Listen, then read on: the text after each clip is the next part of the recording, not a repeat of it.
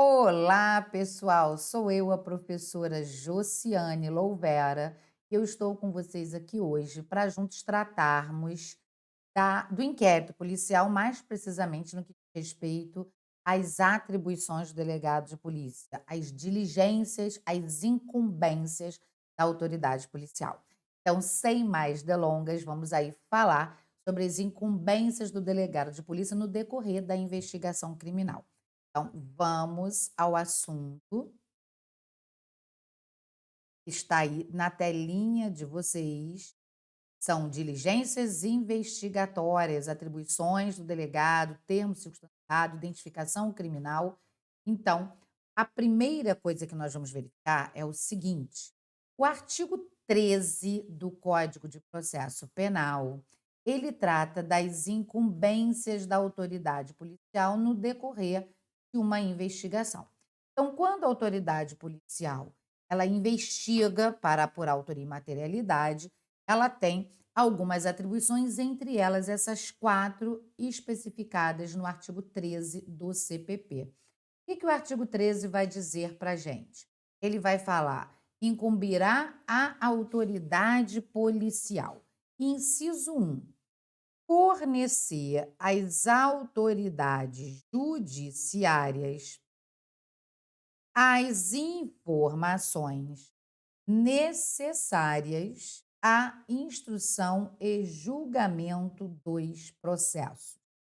Então, é a atribuição do delegado, ele apura lá a autoria, a materialidade, as informações que dizem respeito a como o fato aconteceu, né? Os elementos que informam que a pessoa por ele indiciada é autora do crime.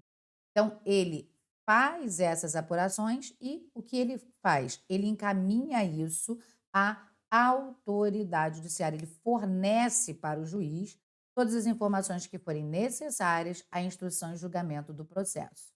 Ele também realiza as diligências requisitadas pelo juiz e pelo Ministério Público. Lembrando, o inquérito policial ele tem uma característica de discricionariedade. Porém, aqui não há discricionariedade, tá? Aqui você verifica, quando a gente estuda as características do inquérito, a gente aprende que o inquérito policial ele goza da característica de ser discricionário, mas essa discricionariedade não é absoluta, né? Ela pode ser mitigada, e aqui é exatamente o momento dessa mitigação. Não há discricionariedade, ele estará obrigado a fazer essas diligências, ok? Ou seja, o delegado está obrigado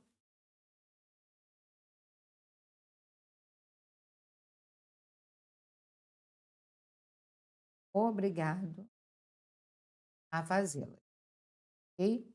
Isso aqui se contrapõe ao que está no artigo 14 do CPP, em que o legislador vai dizer que o investigado e o ofendido poderão requerer diligências, mas a autoridade vai fazer se entender que elas são necessárias.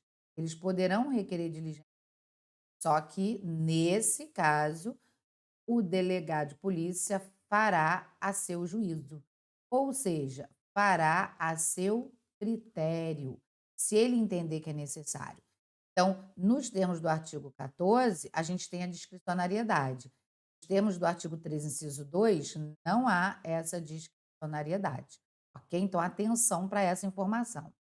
Inciso 3, é atribuição da autoridade policial cumprir os mandatos de prisão expedidos pelas autoridades judiciárias. Então, quando o juiz expedir mandado de prisão, a autoridade policial vai cumprir.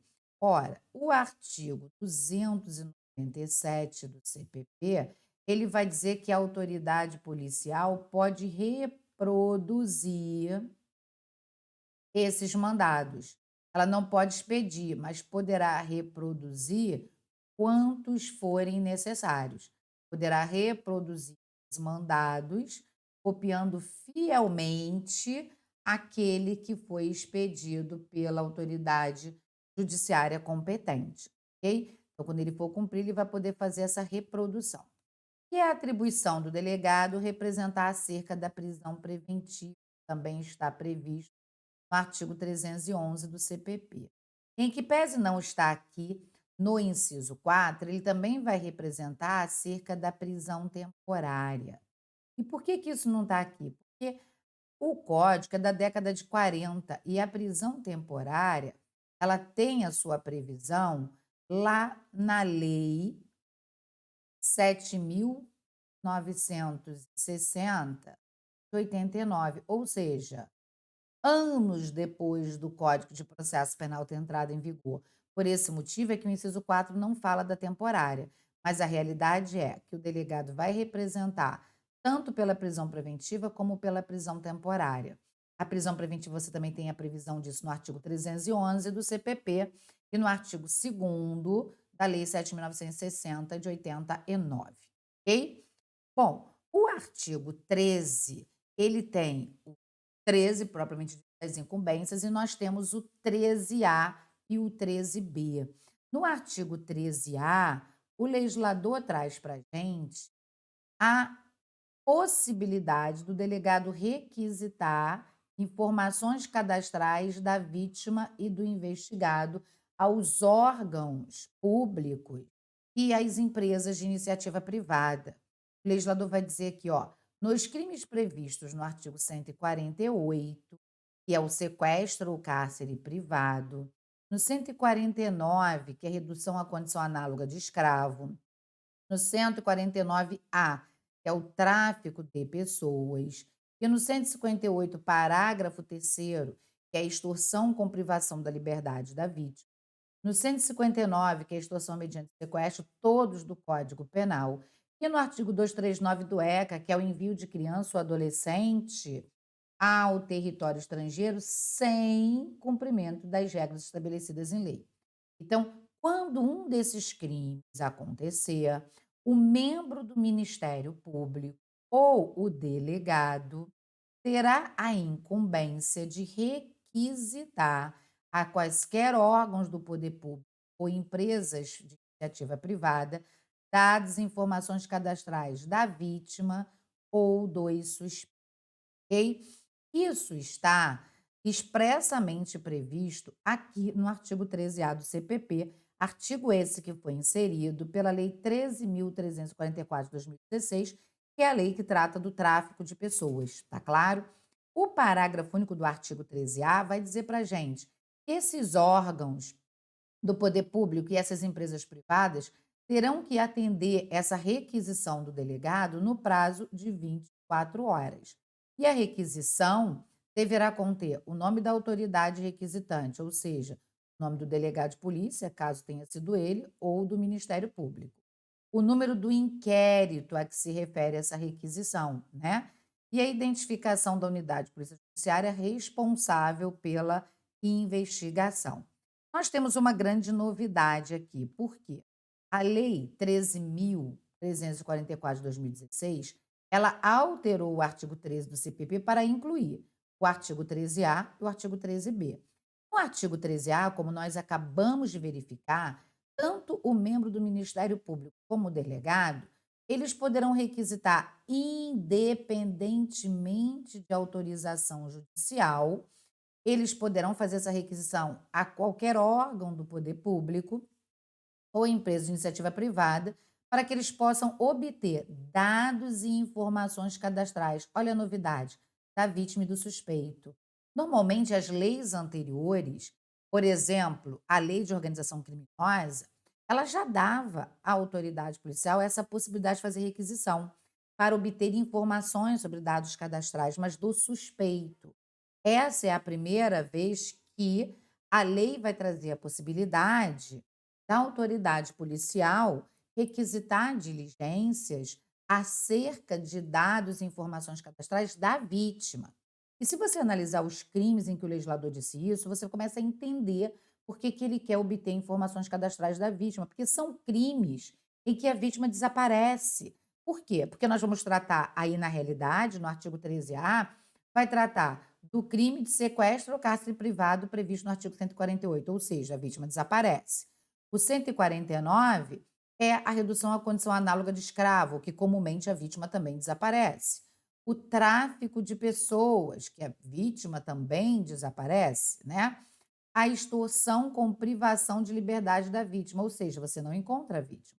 A extorsão mediante sequestro. Então, são todos crimes do Código Penal onde perde-se a vítima de vista e por isso é necessário saber esses dados cadastrais dela para procurar obter informações se ela já estava planejando ir para algum lugar, se, por exemplo, tinha feito compras de passagem aéreas, de passagem rodoviária, se havia feito alguma reserva de hotel, então tudo isso a autoridade policial vai ficar sabendo.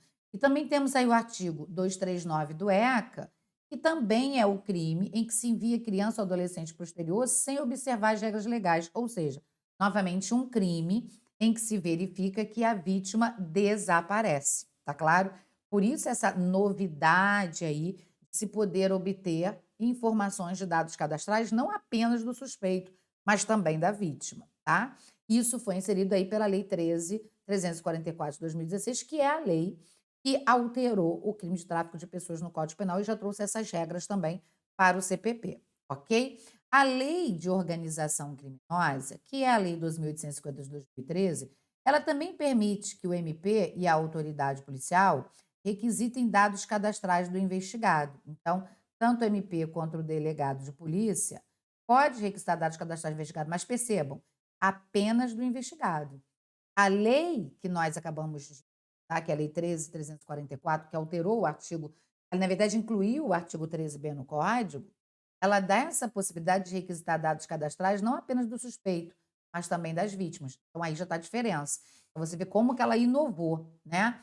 E o artigo 15 da Lei 12.850, que também trata da organização criminosa, nesse artigo 15, o delegado de polícia MP terão acesso, independentemente de autorização judicial, aos dados cadastrais do investigado, que informe exclusivamente a qualificação pessoal, filiação, endereços mantidos pela Justiça Eleitoral, empresas telefônicas, instituições financeiras, provedores de internet e administradores de cartão de crédito.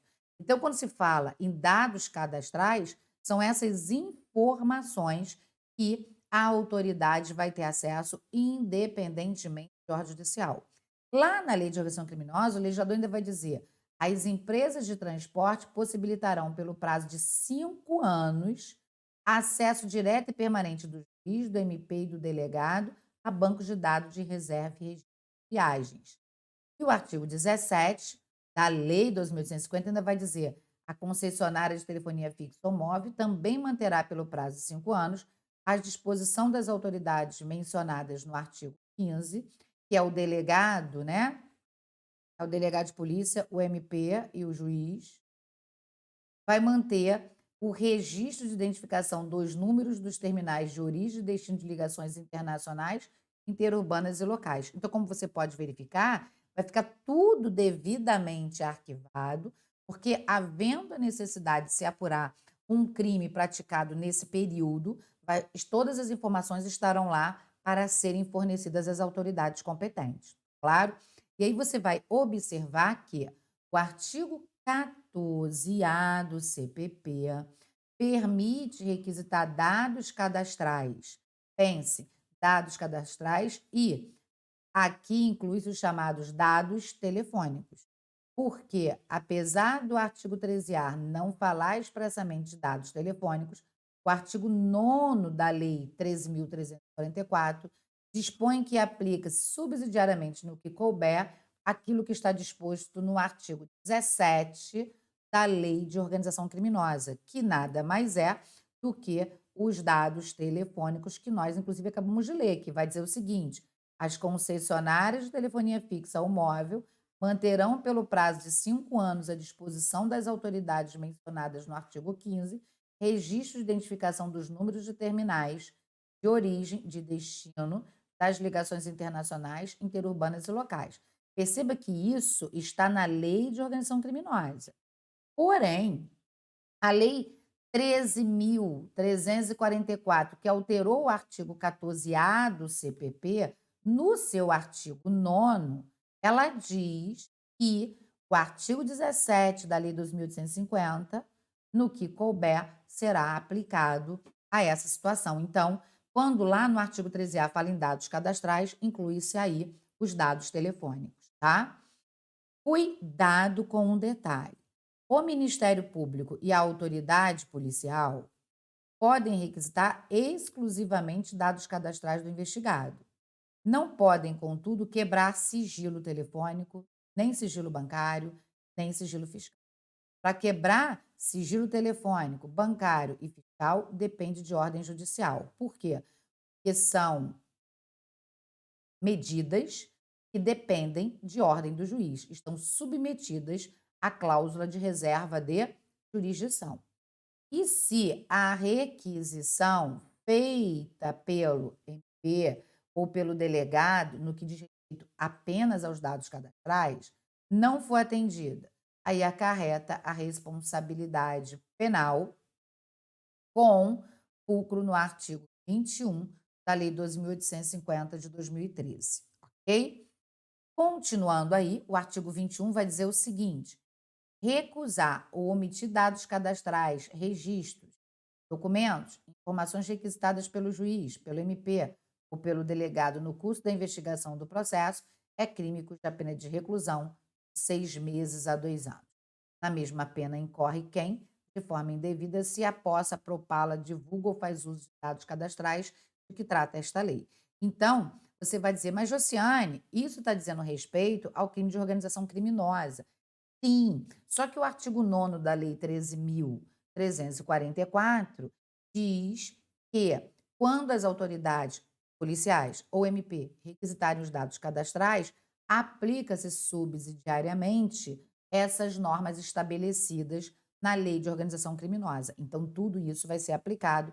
Então, se a autoridade, se o órgão, né, público ou se a empresa privada se negar a fornecer os dados cadastrais da vítima do suspeito, poderá incidir no crime previsto no artigo 1, ok? Artigo 13b. O artigo 13b, ele vem dizendo para a gente o seguinte: se necessário, a prevenção, repressão do crime, tráfico de pessoa. Veja que aqui no 13b restringiu ao tráfico de pessoas. Diferente lá do 13A, em que nós tivemos muito mais crimes previstos, né? Então, olha só, se necessário, a prevenção e a repressão dos crimes relacionados ao tráfico de pessoas, que é o crime previsto no artigo 149A do CPP, o membro do Ministério Público ou o delegado de polícia poderão requisitar, mediante autorização judicial. Eu veja que aqui o MP e o delegado poderão requisitar, mediante autorização judicial, as empresas prestadoras de serviços de telecomunicações ou telemática que disponibilizem imediatamente os meios técnicos adequados, como sinais, informações e outros que permitam a localização de quem? Da vítima, feito do delito em curso. Se você prestou bem atenção na redação desse artigo, você chegou a concluir o que eu pus aqui na observação. Esse artigo, ele é um absurdo, tem uma tremenda falta de técnica legislativa aí. Por quê? Você percebe nitidamente que houve um erro do legislador, porque ele diz que o MP e o delegado requisitam ao juiz. Na verdade, MP e delegado, eles ou requerem ou representam, eles não podem requisitar ao juiz.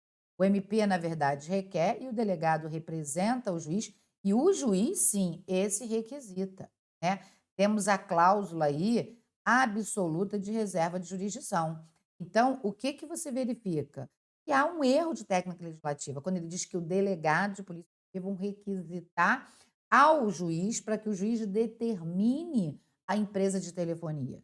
Na verdade, o MP vai requerer e o delegado de polícia vai representar.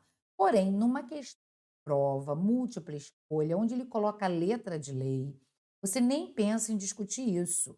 Vai dizer lá, o delegado, o MP vai requisitar mediante autorização judicial, ok, você vai concordar com isso e a questão está certa, porque é exatamente a redação do artigo 13b do CPP, ok? Detalhe, essa requisição vai ser para que as empresas de telefonia forneçam sinais, tá ok? Como o próprio dispositivo legal diz, vai fornecer sinais, informações e outros que permitam a localização da vítima e do suspeito.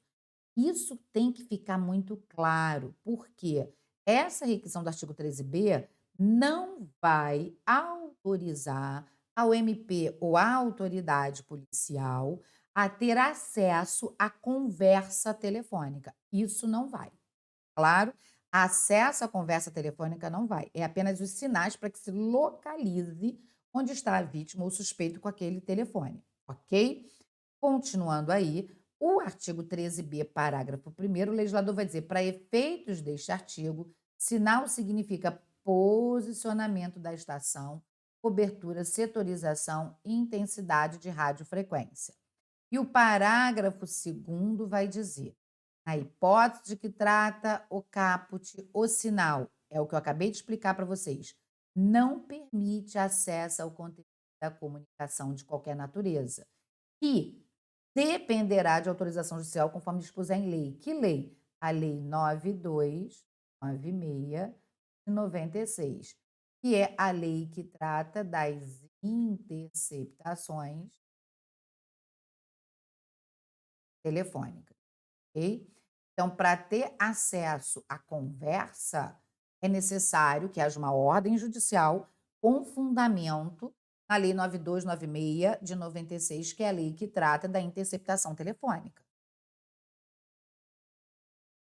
Fora daí, não há possibilidade, ok? Então, esse sinal não permitirá, em hipótese nenhuma, acesso ao conteúdo da conversa telefônica. Inciso 2: deverá ser fornecido pela prestadora de telefonia móvel celular por período não superior a 30 dias. Então, qual é o prazo para que a empresa de telefonia forneça esse sinal? Prazo de 30 dias. Renovável uma única vez por igual prazo. Então, é 30 mais 30, ok? O que vai acabar em 60 dias. Josiane, e se esse prazo não for suficiente? Se houver necessidade de um prazo superior, aí somente com ordem judicial. A lei vai dizer, o prazo é de 30, renovável por mais 30. Porém, se esse prazo não for o suficiente, aí então vai ser possível um prazo, um período superior a esse de 30 dias, desde que haja ordem do juiz, ok? O parágrafo terceiro do artigo 13b, ele vai dizer: na hipótese prevista nesse artigo, o inquérito policial deverá ser instaurado no prazo de 72 horas contado do registro de ocorrência policial. Então, foi feita a ocorrência de que ocorreu um crime de tráfico de pessoas, por exemplo, o inquérito deverá ser instaurado no prazo máximo de 72 horas após esse registro de ocorrência, tá? O parágrafo quarto vai dizer para a gente: olha, não havendo manifestação do juiz no prazo de 12 horas, a autoridade competente, e aí quem é essa autoridade competente? Delegado de polícia ou o Ministério Público, requisitará às empresas prestadoras de serviço de telecomunicações ou telemática que disponibilizem imediatamente os meios técnicos adequados como sinais, informações e outros que permitam a localização da vítima do suspeito, com imediata comunicação ao juiz. Aqui você vê o mais absurdo desse artigo. O mais absurdo do artigo não é nem dizer que o delegado e o MP vão requisitar ao juiz que determine alguma coisa. O mais absurdo é dizer: olha, eles vão requisitar, hein? Eles não podem determinar. Mas se o juiz não o fizer em 12 horas, aí eles podem requisitar diretamente. Fica meio complicado, não fica? Mas é essa a redação. É isso que você precisa saber. Caindo em prova, é possível a requisição às empresas de telefonia em relação aos sinais para obter a localização da vítima e do suspeito? Sim. O delegado MP pode requisitar diretamente? Não, eles requisitarão mediante autorização judicial, ok? Se o juiz não autorizar dessa ordem no prazo de até 12 horas depois que eles fizerem essa requisição, aí eles poderão requisitar diretamente as empresas de telefonia, mas nesse caso deverão comunicar imediatamente ao juiz que agiram dessa forma, ok? É o que dispõe aí o parágrafo 4º do artigo 13b. Ok?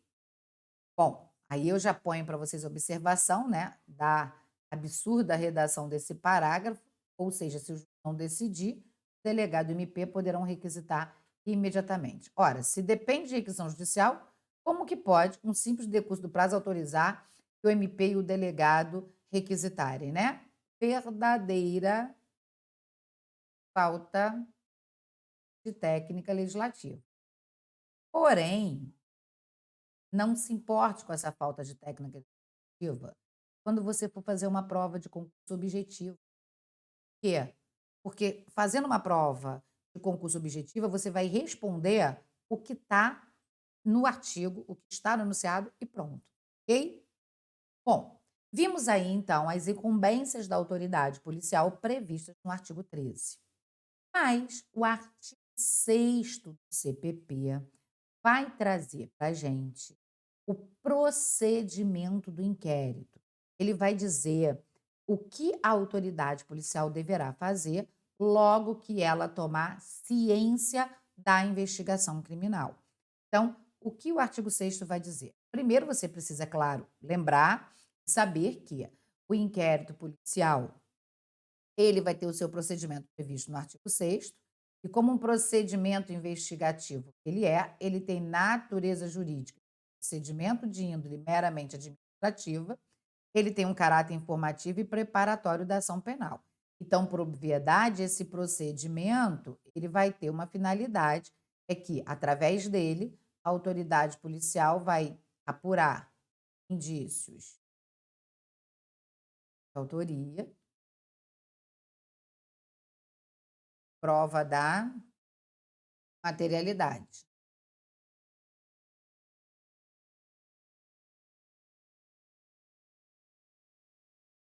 Ok? E aí, então, o artigo 6º vai dizer para a gente.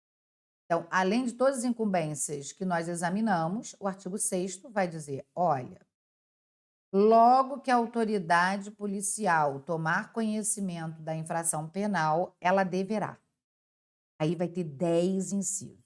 O inciso 1 vai dizer: a autoridade policial deverá comparecer ao local do fato para providenciar que não se altere o estado de conservação das coisas até a chegada dos peritos criminais.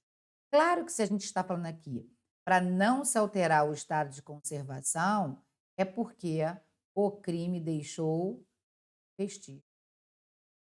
Então, como deixou vestígios, deve-se providenciar para que não haja alteração no estado de conservação, para que o perito possa chegar ao local e fazer a perícia, né, proceder ao exame de corpo de delito, exatamente para se obter informações relativas ao fato criminoso que aconteceu nesse local. E aí, quando os peritos examinarem o local e os instrumentos que guardarem relação com o fato, eles vão fazer a perícia e quando esses objetos forem devidamente periciados, não houver mais necessidade deles serem submetidos a qualquer exame, então eles deverão ser entregues à autoridade policial. Então, o legislador vai dizer para a gente aí o seguinte: olha, a autoridade policial deve apreender os instrumentos que foram periciados e liberados pelos peritos. A regra é que esses instrumentos acompanharão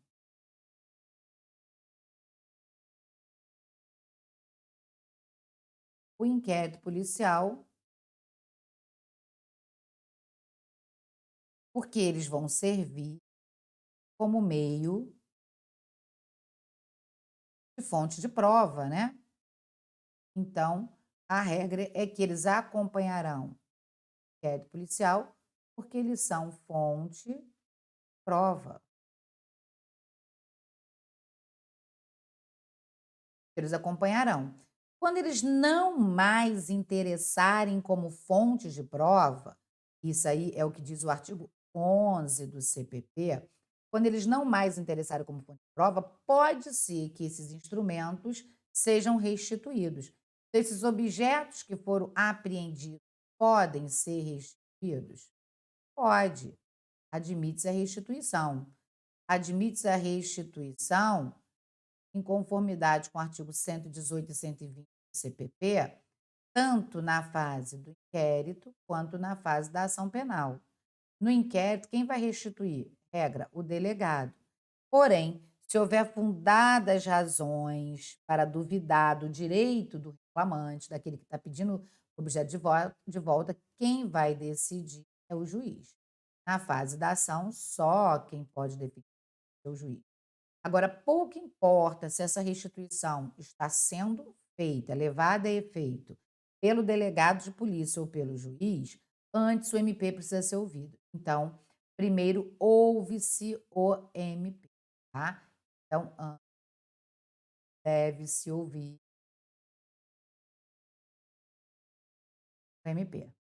Se não ouvir o MP, não vai poder restituir. Primeiro tem que ouvir. Agora, é claro, só pode restituir quando não mais importar fonte de prova. Se ele não mais interessar como fonte de prova, pode ser restituído. Quando ele interessar como fonte de prova, não pode ser restituído, ok?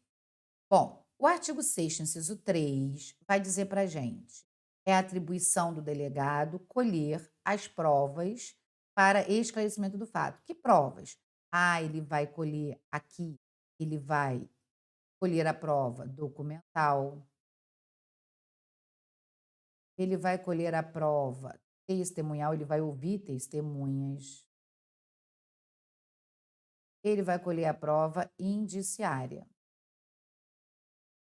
Então, ele vai colher todos os elementos que possam servir como provas para apurar essa autoria, essa materialidade. Ele vai também ouvir o ofendido quando for possível. Se possível, ele devidamente intimado não comparecer de forma justificada, admite-se inclusive a sua condição coercitiva mediante ordem judicial, tá? Se ele devidamente intimado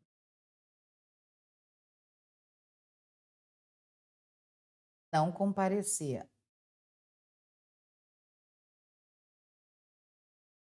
injustificadamente,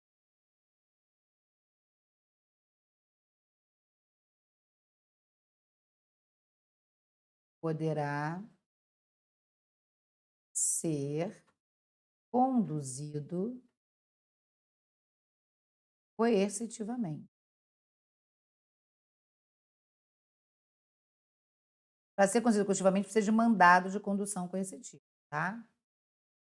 Ou seja, depende de ordem judicial.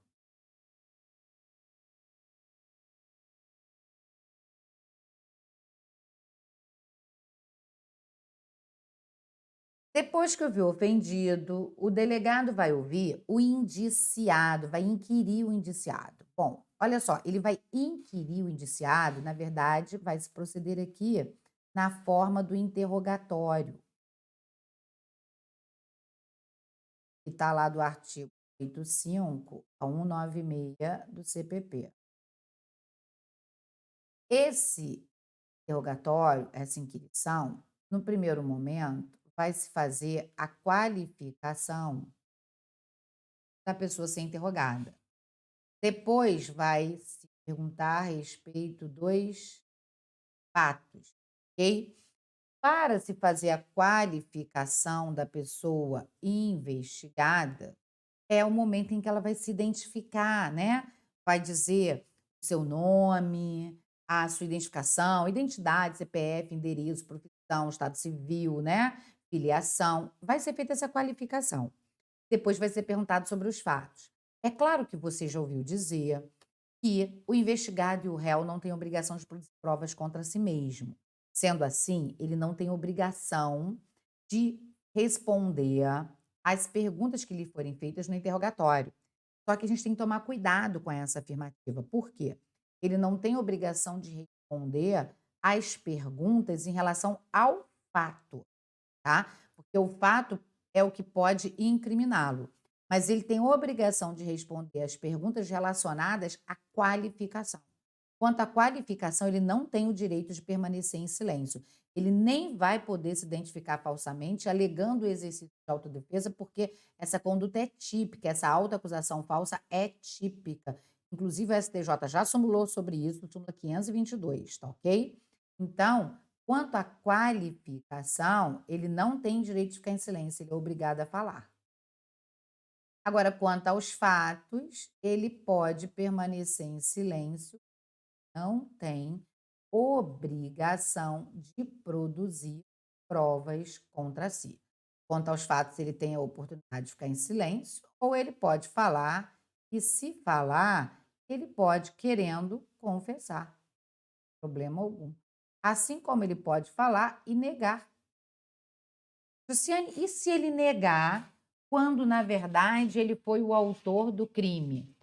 Se ele negar quando, na verdade, ele foi autor do crime, ele não estará mentindo? Sim, ele estará mentindo. E vai responder pela mentira, pela falsa informação que ele está dando? Não. Por quê?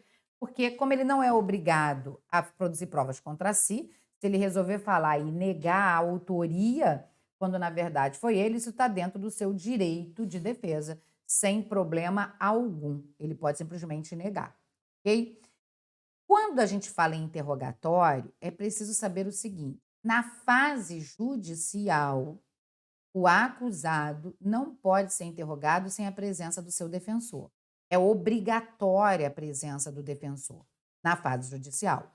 Tanto que, se o investigado não tiver um defensor, o juiz é obrigado a lhe nomear um, já que o artigo 261 do CPP vai nos dizer que nenhum acusado poderá ser julgado sem a presença de um defensor, ainda que foragido. Agora, quando se trata de inquérito policial, o investigado pode ser interrogado sem a presença de um defensor, sem a presença. Todavia, se esse investigado tiver defensor, o defensor estiver presente, não é dado à autoridade responsável por esse interrogatório impedir o acesso do advogado, sob pena de nulidade desse interrogatório e dos atos decorrentes dele, é o que dispõe o artigo 7º, inciso 21 da Lei 8.906 de 94, ok? Bom, então como é que a gente fica? Se o investigado vai ser interrogado e ele não constituiu advogado, o delegado é obrigado a nomear um defensor para ele? Não. O delegado pode ouvi-lo sem a presença do defensor? Pode. Existe alguma irregularidade? Nenhuma. Todavia, se esse investigado tem advogado, esse advogado está presente no momento do interrogatório, o delegado não pode impedi-lo de participar desse ato. Se impedi-lo, isso acarreta nulidade. Além, é claro, de caracterizar o crime de abuso de autoridade por estar cerceando a atividade profissional do advogado. Claro, por estar atentando contra essa atividade. Então, é óbvio que, se estamos no interrogatório aqui, na fase do inquérito, e o investigado tem advogado, o advogado vai poder participar sem poder ser impedido nos termos do artigo 7º, 21 da Lei 8.906 de 94. O advogado poderá participar e, no final do interrogatório, ele poderá inclusive oferecer quesitos.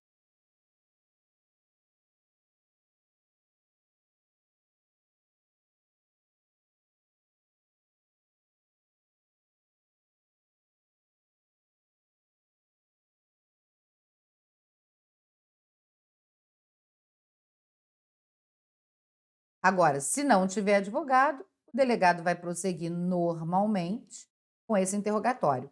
E se o agente tiver sido preso em flagrante? Se preso em flagrante, ele vai ser autuado e no momento da autuação ele vai ser interrogado.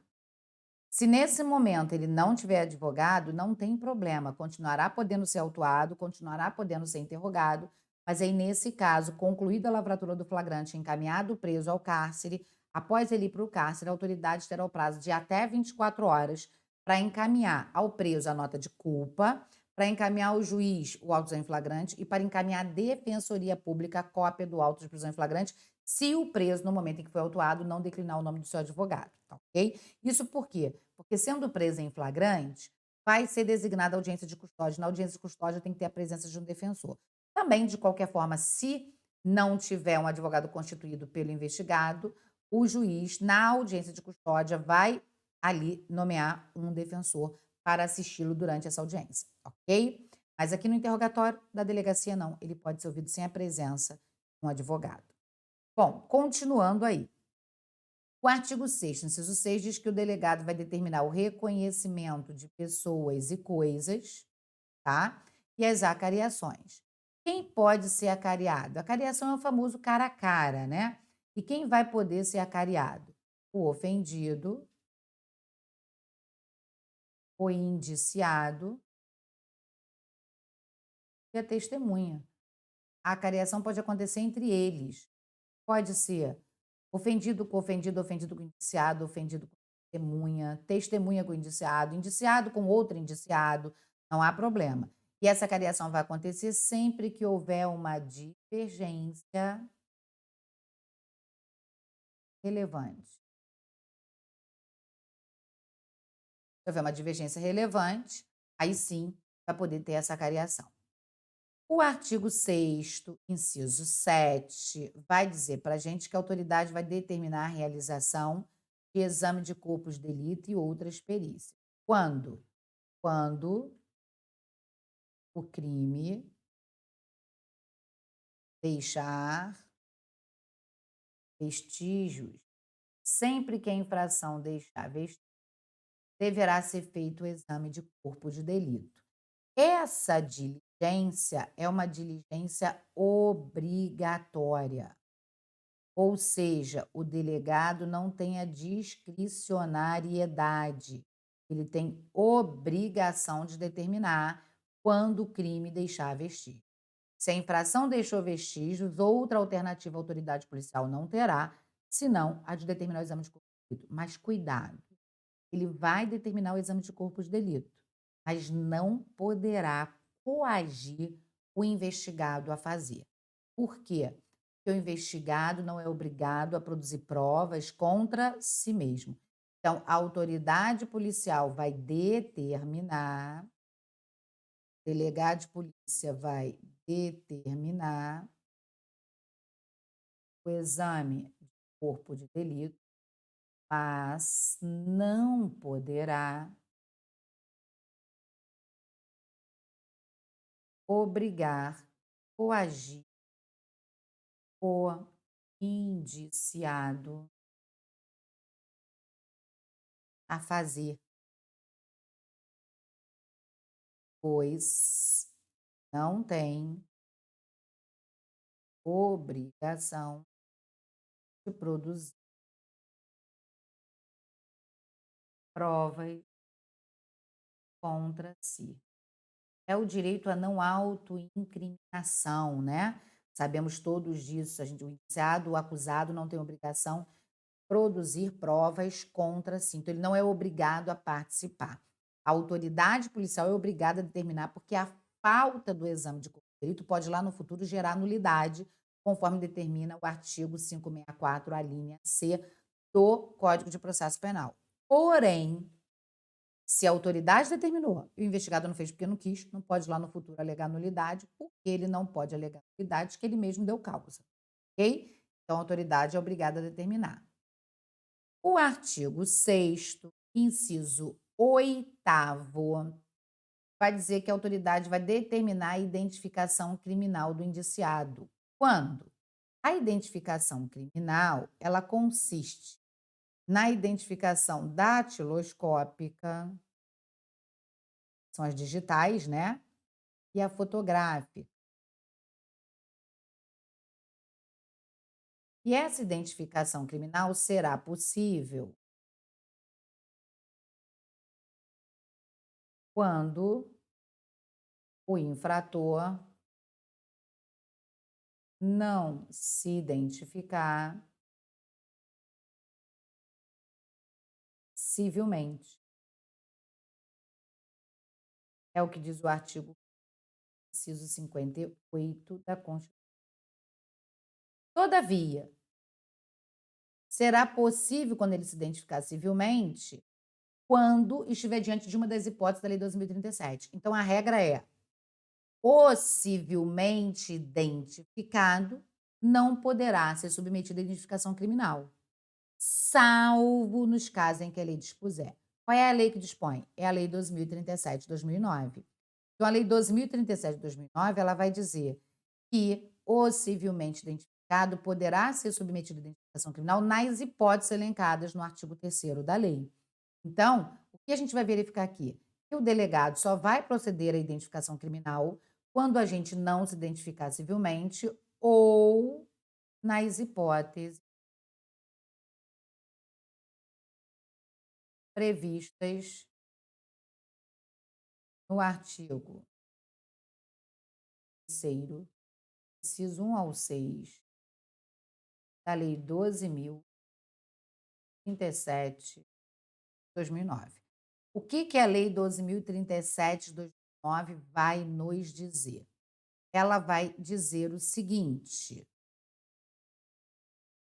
o civilmente, olha o que diz a Constituição, ó, claramente aqui, ó, o civilmente identificado não será submetido à ação criminal, salvo nos casos em que a lei dispuser. Qual é a lei que dispõe? Lei 2007. O artigo 3º vai dizer o quê? Embora apresentado o documento de identificação, ou seja, o agente se identificou civilmente, será possível identificação criminal quando?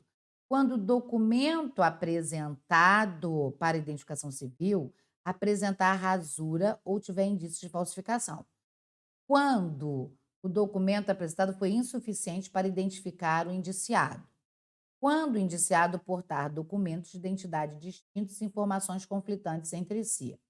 Quando constar de registros policiais ou uso de outros nomes ou diferentes qualificações.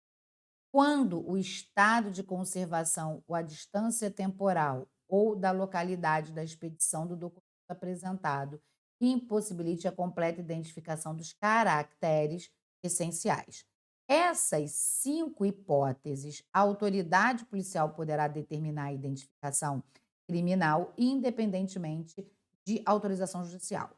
Todavia, quando se verificar que a identificação criminal é necessária, porque ela é essencial à investigação policial, aí, nesse caso, a identificação criminal somente será possível mediante despacho da autoridade judiciária competente.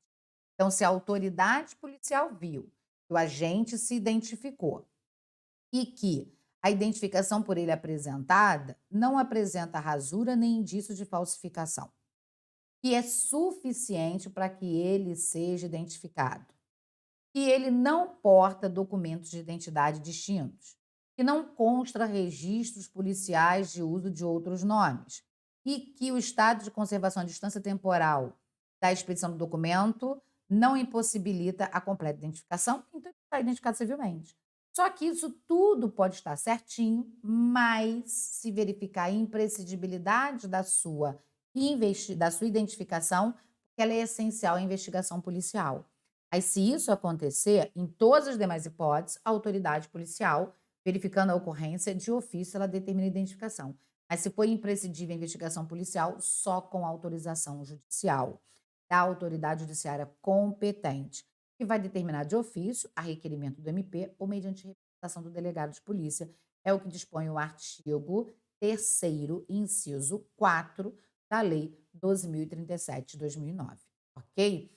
A Lei 12.037, ela vai tratar não apenas da identificação criminal datiloscópico fotográfica, ela também vai tratar da identificação além dessa hipótese do perfil genético, né? Porque o artigo 5º da Lei 2037 vai dizer: a identificação criminal incluirá o processo datiloscópico e o fotográfico, o que é a regra, né? São o processo datiloscópico é aquele em que você vai verificar as digitais, que serão juntados aos autos da comunicação da prisão em flagrante ou do inquérito ou outra forma de identificação. A identificação pode ser, então, a fotográfica, a datiloscópica, mas é admissível também a identificação de perfil genético. Porém, essa é muito controvertida, porque essa é a identificação feita através de colheita de material biológico da pessoa para se fazer o DNA. Num primeiro momento, na fase da investigação, a pessoa não é obrigada a produzir provas contra si e fornecer material biológico para se fazer o exame de DNA. Então, em fase de investigação, notadamente será admissível a identificação criminal através da identificação datiloscópica e fotográfica. É dessa identificação que a gente fala no artigo 6º, inciso 8º do CPP, ok? Bom, artigo 6º, inciso 9, vai dizer para a gente que é a atribuição do delegado verificar a vida pregressa do indiciado. Ou seja, vai verificar como era a sua conduta em sociedade, o seu comportamento antes da prática delituosa. Por que que vai verificar isso? Porque o legislador vai nos dizer, no artigo 59 do Código Penal, que o juiz vai considerar essas circunstâncias como sendo as circunstâncias judiciais, que poderão acabar sendo favoráveis ou desfavoráveis no momento do juiz fazer a dosimetria da pena, tá claro? Bom, o artigo 6 também tem aí o inciso 10, é o mais novo inciso, foi inserido no ano de 2016 pela Lei 13.257, de 8 de março. Esse inciso vai ser para dizer o seguinte: o delegado deve colher informações sobre a existência de filhos, respectivas idades, se eles possuem alguma deficiência, o nome, o contato de eventual responsável pelos cuidados dos dois indiciados, indicado pela pessoa presa. Olha, por que que a autoridade policial ela vai fazer a averiguação da vida do investigado a ponto de querer saber se ele tem filho? Por quê? O artigo 318, que também foi inserido, o artigo 318, inciso 5, inciso 6, que foram inseridos esses incisos pela Lei 13.257, de 8 de março de 2016, diz o seguinte: quando o crime for praticado por mulher que tenha filho de até 12 anos incompletos, é possível que essa mulher tenha direito à prisão domiciliar. Então, a autoridade policial, já na fase da investigação, vai verificar se essa mulher tem filhos, se esses filhos são menores de 12 anos, têm até 12 anos, para que então, quando a informação for para o juiz, já for completa. E aí, se for o caso, o juiz já decide por determinar que ela fique em prisão domiciliar. E em se tratando de homem, será possível o homem ter direito à prisão domiciliar quando o homem for o único responsável pelo filho de até 12 anos incompletos, tá claro? Hoje, nós ainda temos o artigo 318-A e o 318-B. E o 318-A vai dizer que a mulher gestante, a mulher com filhos de até 12 anos incompletos ou com enfermidade que dependa exclusivamente dela, se ela tiver praticado um crime sem violência ou grave ameaça à pessoa e se o crime não tiver sido praticado contra o filho dependente, ela terá o direito da prisão domiciliar. Então, essas informações quanto aos filhos, quanto a quem é o responsável, se o filho é menor, se o filho é deficiente, se ele precisa de cuidados especiais ou não, a autoridade já vai obter essas informações na fase da investigação, e quando concluir essa investigação, já vai todas essas informações chegar às mãos do juiz para, se for o caso, ele já determinar que seja a prisão domiciliar determinada, ao invés de determinar, por exemplo, a prisão preventiva dentro de um estabelecimento prisional, ok? É o que dispõe aí o artigo 318 do CPP. Bom, além dessas diligências todas que nós vimos, tá? Porque agora nós estamos falando exatamente do procedimento, do inquérito policial, das incumbências da autoridade policial previstas no artigo 13 13A, no 13B. A identificação criminal do investigado é o assunto desse bloco, e nós precisamos saber o seguinte: quando a autoridade policial ela toma conhecimento da infração penal, ela normalmente instaura inquérito policial. Mas quando ela verifica que a infração penal que ela tomou conhecimento é de menor potencial ofensivo, ela não instaura inquérito. E aí, não faz todos esses procedimentos que nós vimos aqui. Ela vai, na realidade, lavrar o termo circunstanciado de ocorrência que vai substituir a necessidade do inquérito policial, tá claro? Então, quando a autoridade policial tomar conhecimento de infração penal de menor potencial ofensivo, ela não instaura inquérito policial, porque a Lei 9.099, ela é regida pelos critérios da oralidade, informalidade, simplicidade, celeridade e economia processual. E sendo regida por esses critérios, ela dispensa a realização de um inquérito, de forma que a autoridade policial vai lavrar um termo circunstanciado de ocorrência, o que se assemelhará e muito a um boletim de ocorrência, só que feito de forma mais minuciosa, em seu conteúdo elaborado, de forma a conter a narração razoável e detalhada dos fatos, a indicação do autor da vítima e o rol de testemunhas. Então, percebam que quando o delegado de polícia tomar conhecimento da notícia, crime, ou, no caso de flagrante, infração penal de potencial ofensivo, ele não lavra auto de prisão em flagrante, ele não instaura inquérito policial. Aquilo que ele faria normalmente, por conta do CPP, aqui não será assim. O que que ele vai fazer então, Josiane? Ele vai lavrar o termo circunstanciado de ocorrência. O delegado, então, vai lavrar o termo circunstanciado de ocorrência, onde se verificará que ele vai escrever, narrar detalhadamente os fatos, indicar o autor, a vítima e o rol de testemunhas, né? Então, aqui ele vai narrar os fatos, vai indicar o autor, a vítima e as testemunhas. E aí, o que que ele vai fazer com esse termo circunstanciado de ocorrência? Ele vai encaminhar o termo circunstanciado de ocorrência imediatamente.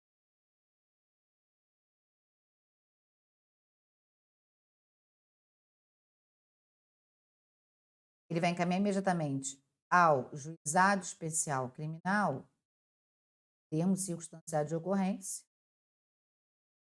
o autor do fato e a vítima. É isso que ele vai fazer. Josiane, e se não for possível ele encaminhar imediatamente todos ao juizado especial criminal? Se não for possível,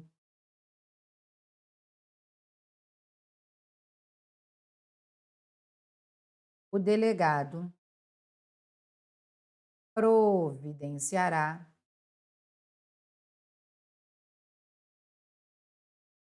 um termo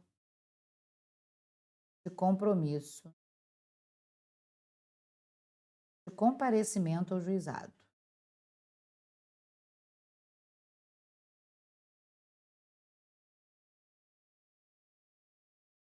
O autor do fato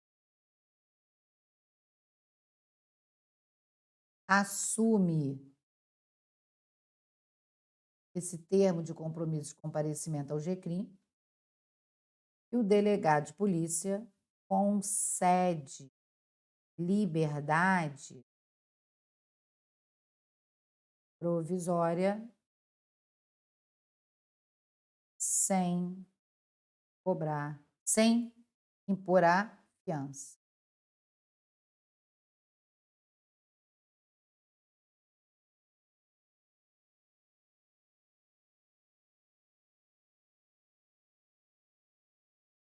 Isso é o que dispõe o artigo 69 da Lei 9.095. Então, turma, quando se tratar de infração penal de menor potencial ofensivo, a autoridade tomou conhecimento desse fato. Ela não vai lavrar audição em flagrante, ela não vai instaurar um inquérito, porque, de acordo com os critérios orientadores do juizado, dispensa-se a necessidade dessa formalidade de inquérito, lavratura de flagrante e tudo mais. Ele lavra o termo substanciado, onde ele vai descrever ali, vai narrar o fato de uma forma detalhada, vai dizer quem é o autor do fato, quem se apresenta ali como autor, quem é a vítima, as testemunhas e vai encaminhar isso tudo imediatamente. O termos envolvidos ao juizado. Para lá acontecer o que a gente chama de audiência preliminar. Todavia, se for dia, horário, que não tem ali expediente no juizado daquela localidade, a autoridade não vai ter como encaminhar imediatamente. Aí o que ela vai fazer? Ela vai providenciar um termo de compromisso de comparecimento ao GCRIM e vai dizer: olha aqui, autor do fato, tem um compromisso aqui, um termo de compromisso de comparecimento para você comparecer no juizado no dia tal, a hora tal. Você vai assumir esse compromisso? Ok, estou assumindo. Assina. O que o delegado faz? Libera sem cobrar dele fiança, sem arbitrar fiança. É concedida a liberdade provisória vinculada ao termo de compromisso e comparecimento sem fiança, nos termos do artigo 69 da Lei 9.099 de 95, ok? Então, turma, conversamos aqui a respeito das diligências, das incumbências da autoridade policial previstas no artigo 13 do CPP, do procedimento do inquérito previsto no artigo 6º do CPP, da identificação criminal da Lei 12.037 de 2009 e da lavratura do termo circunstanciado. Se você tiver qualquer dúvida sobre esse assunto, não hesite, mande a sua perguntinha, que eu terei um imenso prazer em respondê-los, ok? A gente encerra esse bloco aqui e depois a gente continua falando ainda sobre outros assuntos no processo penal. Até lá!